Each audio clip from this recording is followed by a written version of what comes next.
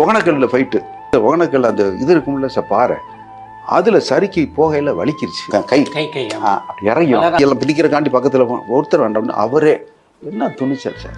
ரெண்டாவது, அந்த ரிஸ்க் வந்துருச்சுனாக்க ஃபிசிக்கல் ஒர்க் பண்ணுமே, மைண்ட் ஒர்க் பண்ணாது. ஒரு கையில் காயத்தை பிடிச்சிட்டு இப்படியே வச்சுட்டு வந்து சேர்ந்தார். இல்லைன்னா அன்னைக்கு வந்து கீழே கிட்டத்தட்ட 45-50 அடி வாட்டர் ஃபால்ஸ். அப்புறம் இன்னொன்று என்னென்னா, ட்ரெயினில் ஏறி ஃபைட் பண்ணுறோன்னா மாஸ்டர் சொல்கிறார், ராஜா நீங்கள் வேண்டாம் டூ போட்டுக்குவோம். ஏன் சார்? இல்லை ரொம்ப ரிஸ்க், ரன்னிங் ட்ரெயின். இல்லை அவங்களுக்கு ரிஸ்க் இல்லையா, முடிஞ்ச வரைக்கும் பண்ணுறேன் அப்படின்னு சொல்லிட்டு அடுத்த வார்த்தை சொன்னார்.